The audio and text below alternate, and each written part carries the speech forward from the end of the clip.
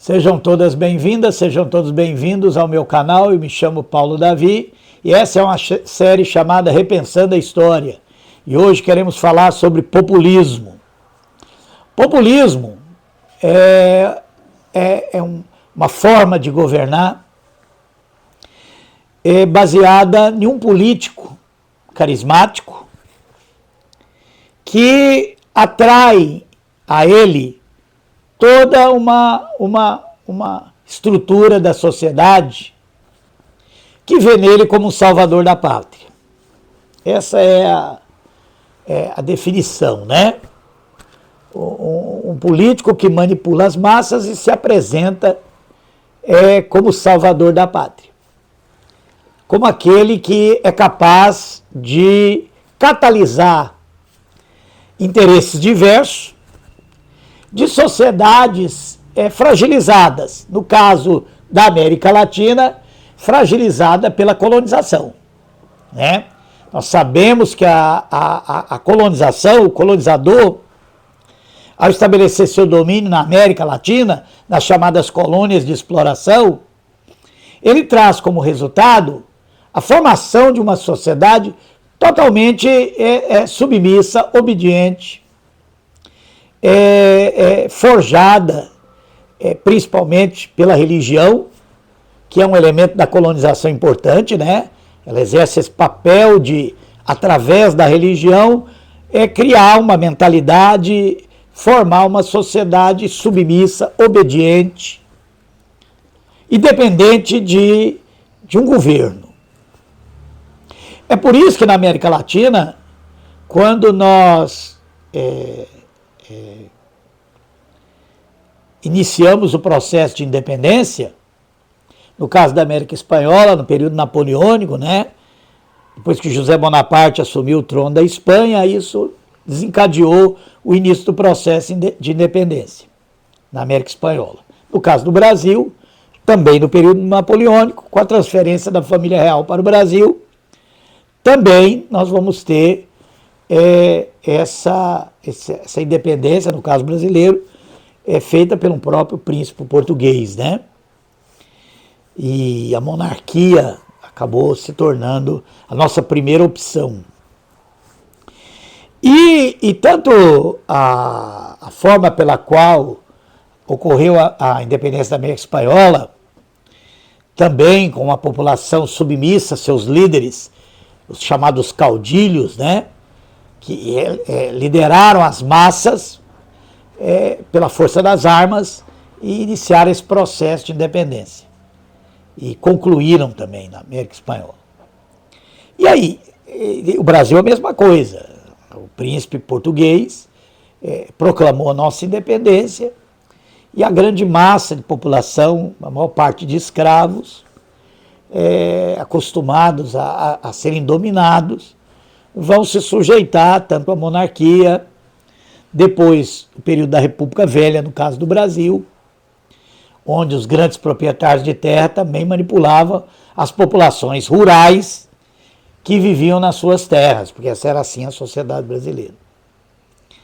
Com a crise, né, desse poder dos grandes proprietários, que vai acontecer também, tanto na América Espanhola como no Brasil, e também, conjuntamente, o início da industrialização em alguns países da América, fazendo surgir aí uma burguesia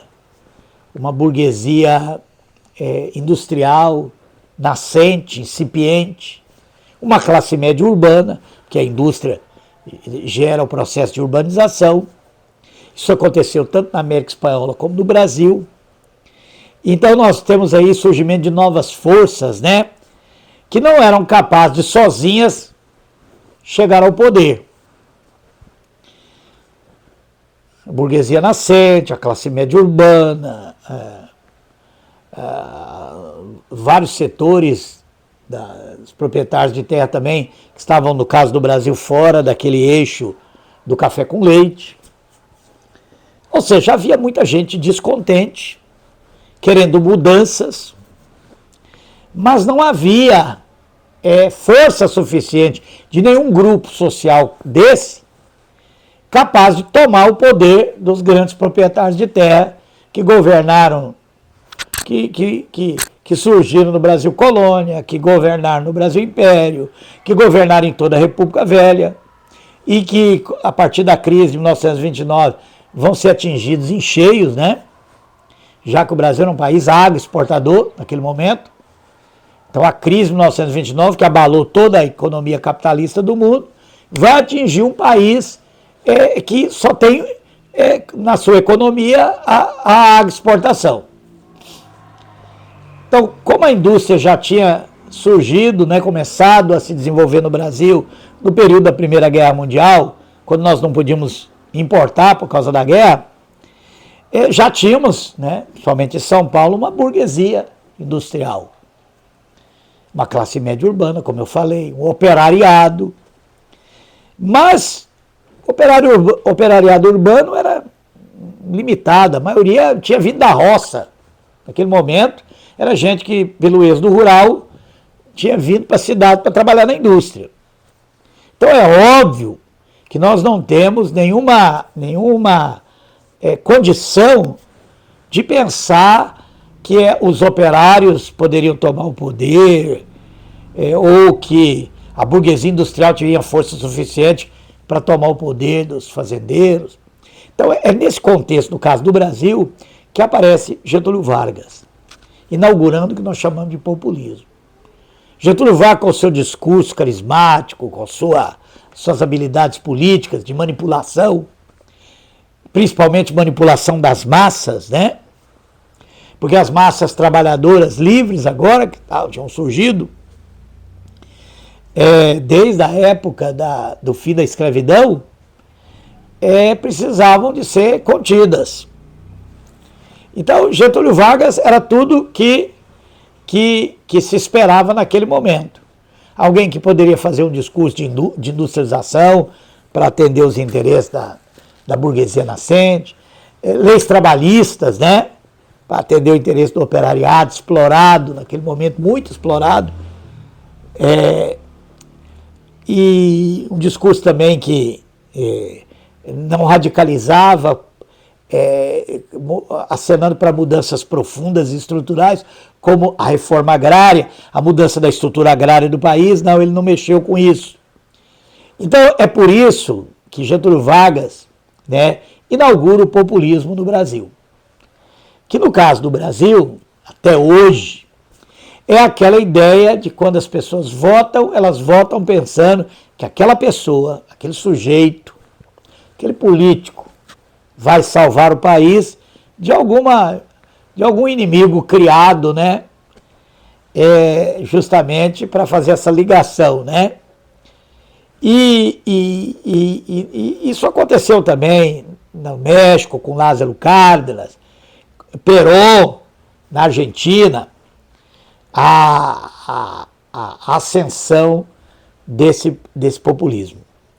E é óbvio que isso vai acontecer na América Latina justamente porque a sociedade, as classes trabalhadoras, no caso do Brasil foi escravo até o finalzinho do século XIX, e depois trabalhadores rurais, analfabetos, incautos, né, já forjados pela própria religião a obedecer, a se submeter aos donos de terra. Então é uma sociedade ainda que precisa de um líder, precisa de um pastor, precisa de um guia, precisa de um salvador. E é por isso que esse fenômeno, né, típico da América Latina, ele vai perpetuar essa condição da sociedade brasileira. Eu vendo a sociedade brasileira hoje, analisando, né, com tudo isso que a gente tem visto, esse fanatismo, essa idolatria de um elemento, de um político, como sendo o salvador, aquele que vai resolver os problemas, aquele que vai salvar o Brasil, aquele que vai cuidar dos pobres, mas também aquele que vai manter os ricos intocáveis. Getúlio Vargas ficou conhecido na história como o pai dos pobres. Mas ele foi, na verdade, também, e muito mais, a mãe dos ricos. Porque ele vai usar o Estado para justamente controlar a classe trabalhadora a benefício dos ricos. Ele não vai mexer na propriedade da terra no Brasil, concentrada desde o período colonial. Ele não vai mexer no que a gente chama de distribuição de renda. Estruturar uma economia onde a riqueza não se concentre. Ao contrário, ele vai usar o Estado para controlar a classe trabalhadora. Porque uma das características do populismo é o combate ao sindicato livre. Os populistas não querem que os trabalhadores sejam livres. Eles não querem que os trabalhadores se organizem em sindicatos, porque o sindicato sempre foi um instrumento de luta da classe trabalhadora. E eu estou falando luta direta. E no caso do populismo, essa foi uma marca, a partir de Getúlio Vargas, de que o Estado queria assumir o cuidado da classe trabalhadora.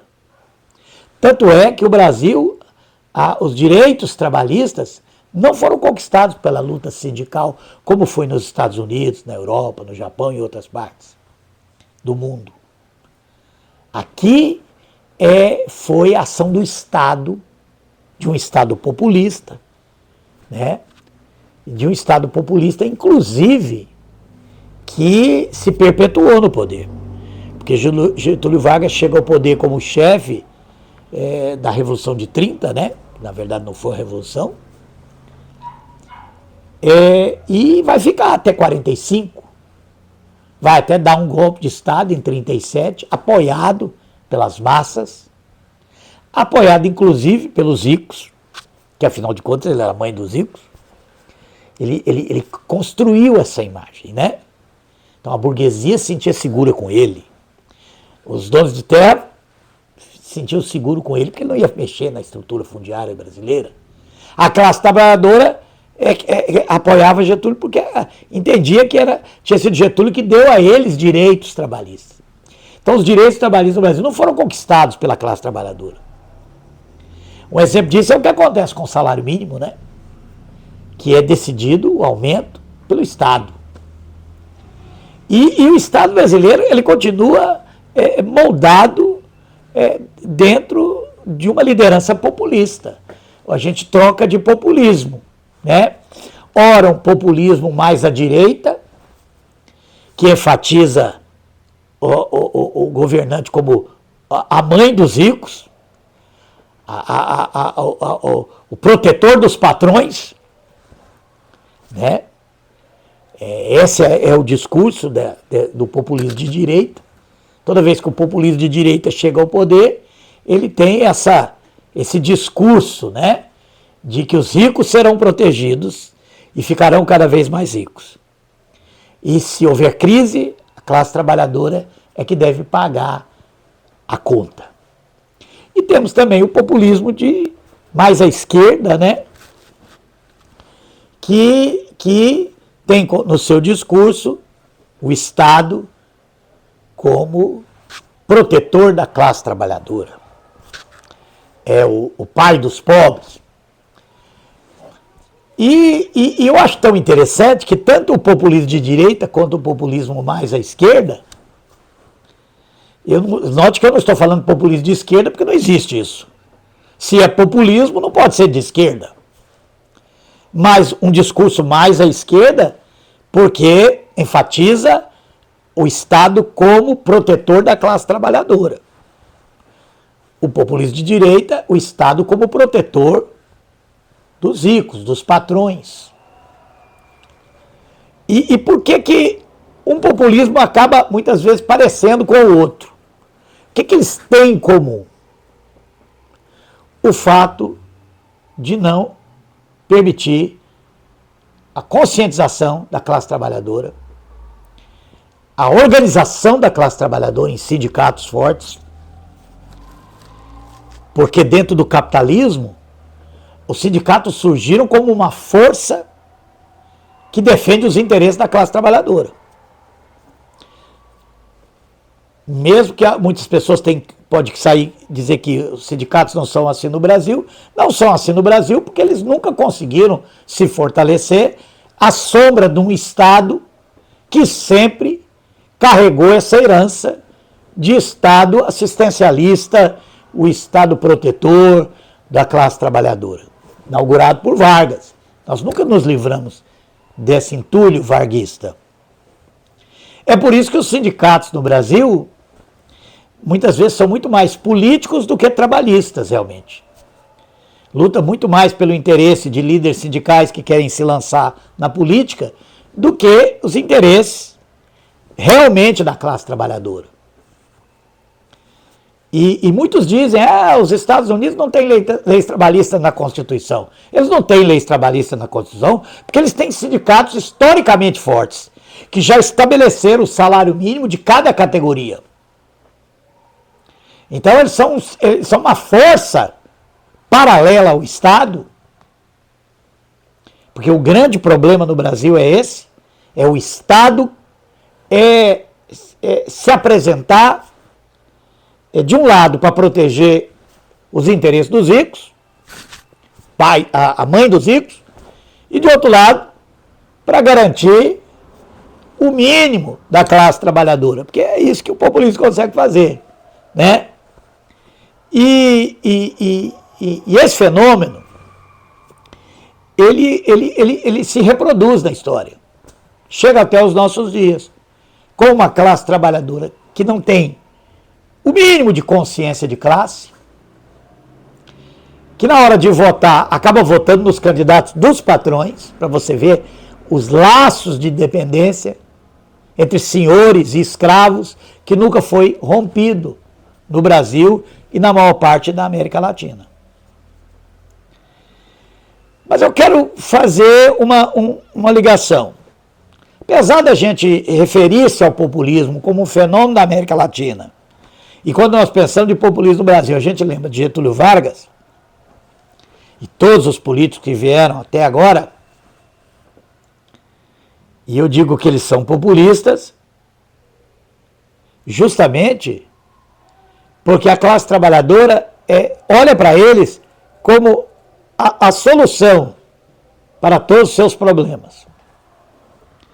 E nós sabemos que essa luta de classe que caracteriza o capitalismo só através dos sindicatos, e a história prova isso, que a classe trabalhadora tem força suficiente para fazer suas negociações salariais, horas de trabalho e todos os demais direitos historicamente conquistados no mundo através de sindicatos fortes. Quando a classe trabalhadora não se organiza em sindicatos fortes, ela continua refém do político populista, de um Estado assistencialista. E um Estado que jamais, nesses moldes,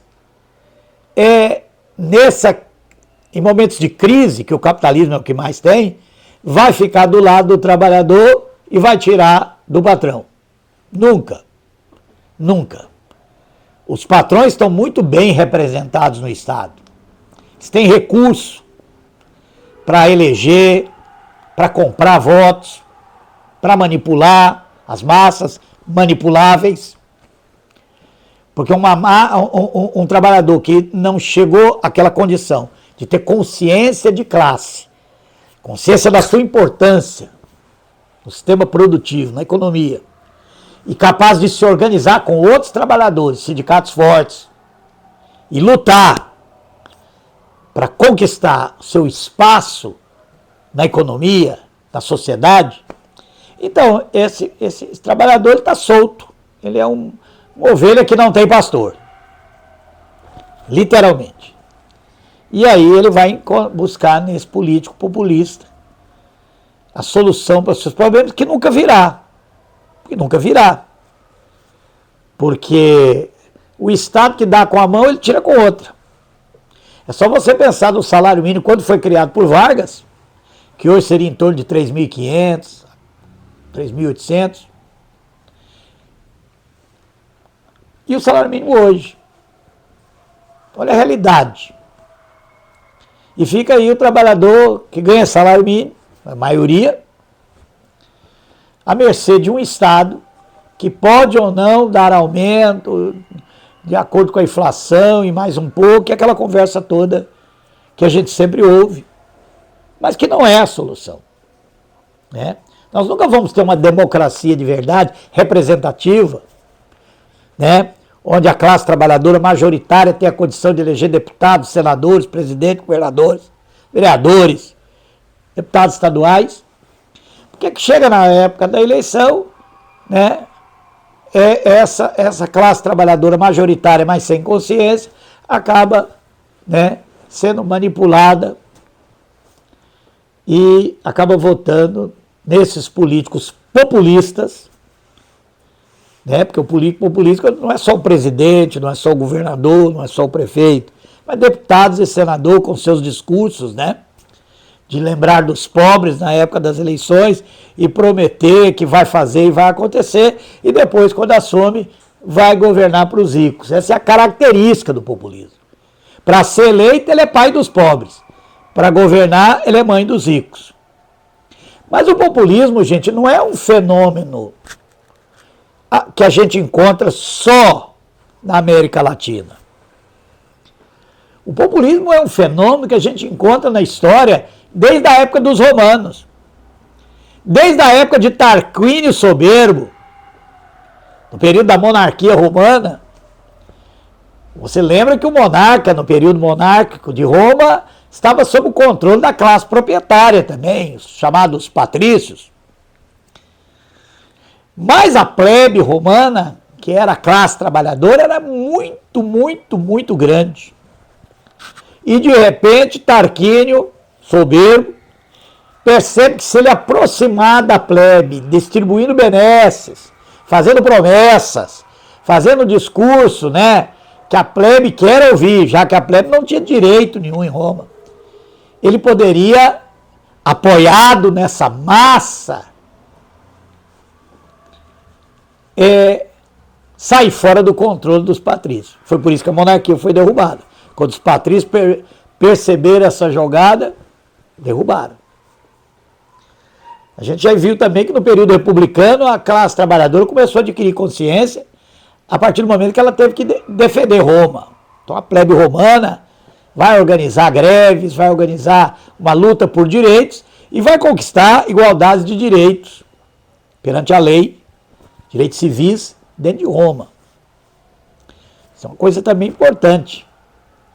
Mas aí você lembra que depois da crise gerada pelas conquistas, essa plebe perdeu o papel econômico, ficou ociosa e passou a ser cuidada pelo Estado.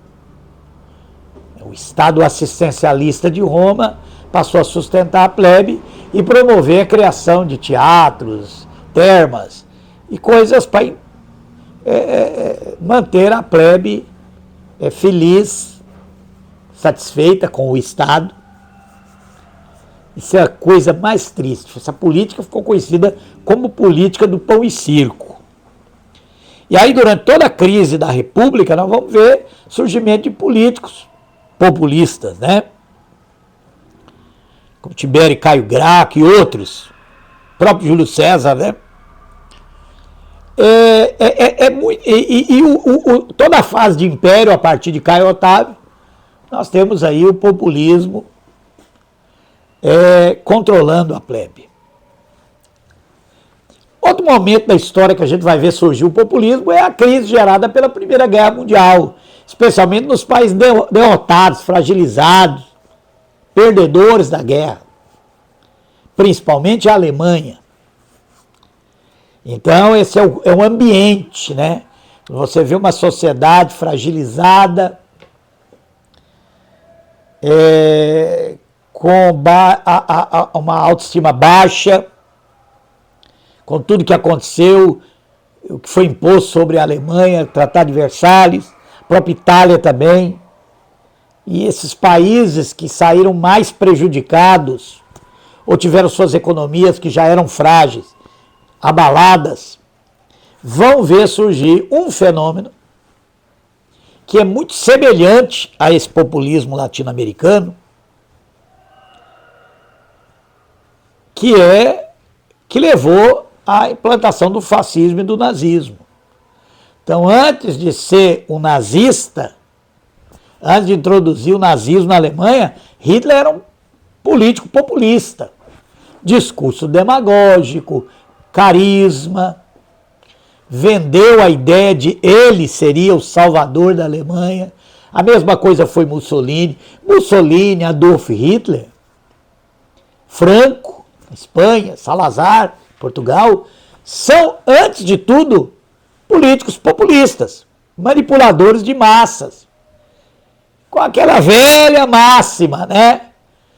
Nós seremos os pais dos pobres, mas vamos ser a mãe dos ricos. Ser pai do pobre, sem deixar de ser a mãe do rico. Então, esse Estado, né, que depois se consolida na forma de fascismo, como aconteceu no Brasil também. Getúlio Vargas, ele inaugura o populismo, mas através do populismo ele implanta o fascismo. Por quê? Esse é um ponto importante que eu vou falar agora. O capitalismo, ele é um sistema de crises cíclicas. Então, se você tem um populista no poder, num momento de crise, ele não vai enfrentar os ricos a benefício dos pobres, que são os que mais sofrem com a crise. Esse é o grande problema do populismo. O populismo tem um discurso que vai cuidar dos pobres, mas na verdade ele cuida dos ricos. E é aí que acontece esse fenômeno do fascismo, do nazismo. Está acontecendo nos Estados Unidos agora, quase aconteceu no Brasil. Que no momento de crise, para salvar o interesse dos ricos, a democracia começa a ser questionada. Então, toda vez que você tem populismo no poder, nós temos uma possibilidade muito grande, uma ameaça muito grande à democracia. Esse é um ponto importante também que precisa mencionar. Outro fenômeno populista que é visível é o que aconteceu na Rússia, naquela pseudo-revolução socialista. Na verdade, as massas trabalhadoras, tanto do campo, campesinas, como urbanas, naquele momento não tinham condição nenhuma de tomar o poder, de chegar ao poder, de implantar uma democracia representativa de verdade. Claro que não. E coube ao carisma e o discurso, né, de Lenin e Trotsky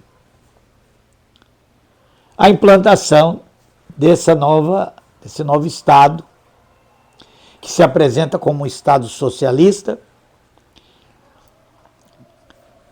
criado a partir de uma ação populista, porque aquilo não foi uma revolução socialista, que não foi feito pela classe trabalhadora. Não foram os trabalhadores que tomaram o poder do Estado. Foi um partido manipulando as massas que chegou ao poder. E esse Estado socialista implantado, no momento de crise também, que é a Segunda Guerra Mundial, ele vai virar um Estado totalitário. Ainda que com um discurso parecido com o discurso, ou o termo correto, ainda que com o discurso de um Estado pai dos pobres, populismo, vai manter privilégios e vai pôr fim à democracia. Porque no início da Revolução Russa havia democracia. Os membros do partido eram escolhidos pelos sovietes, onde os trabalhadores votavam. Ou seja, eram representantes da classe trabalhadora. Porque com a Revolução acabou a representatividade da classe patronal, não havia mais patrão. A ideia do socialismo é que todos são trabalhadores e o resultado do trabalho, a riqueza, é distribuída. E isso aconteceria se realmente a classe trabalhadora estivesse no poder. Mas ali foi um partido, né, liderado por um líder populista, que foi sucedido por outro líder populista que, no momento de crise, acabou com a democracia de vez, implantou uma ditadura, né? Um fascismo com aparência de socialismo. Então nós temos na história vários momentos que nós podemos enxergar o populismo. O populismo que vai dar origem ao nazifascismo, o populismo que vai dar origem ao Estado totalitário soviético, o populismo de Cuba, né, que gerou também um Estado onde não há democracia de fato. São fenômenos, a China também. Então, nós vamos entender isso, que quando nós estamos falando de populismo, nós estamos falando da ideia de que um político, governando um Estado, vai resolver os problemas das pessoas.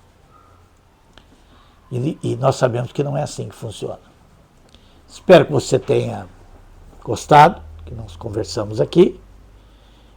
Vamos dar uma olhada no Brasil hoje e ver que o que falta é uma classe trabalhadora consciente, que vota em representantes da classe trabalhadora. Olha a situação do Brasil hoje. Elegeu-se um presidente que podemos dizer que atende os interesses da classe trabalhadora, mas nós temos um Congresso de representantes de patrões. Ou seja, é quase impossível governar um país assim. Porque tudo passa pelo Congresso, passa pela Câmara dos Deputados, passa pelo Senado. Nós também temos governadores majoritariamente representantes dos ricos, dos patrões. Então, é difícil, né? E como a classe trabalhadora pensava que colocando alguém, um político com carisma, político com uma história de luta pela classe trabalhadora, que ele sozinho iria salvar a pátria. Isso é um exemplo de que como o populismo funciona. Porque o populismo, quando a gente pensa em populismo, às vezes a gente pensa que o problema só está no político. Mas esse político só existe como salvador da pátria porque existe uma sociedade que acredita nisso. Né? Que alguém é capaz, né? Se alguém é um escolhido, sei lá, do alto, é alguém que tem uma estrela que brilha mais, que tem um poder, mas não é. A democracia, ela só funciona quando a classe trabalhadora é participativa. Não só vota em representante, mas cobra, acompanha, participa. E para isso, essa classe precisa ter consciência de classe. Então, num certo sentido, o populismo acaba impedindo essa consciência de classe, que oferece uma solução mirabolante, uma solução centrada num homem só, enquanto que a democracia é um esforço de toda a classe trabalhadora unida para mudar as coisas. Espero que você tenha gostado. Boa noite.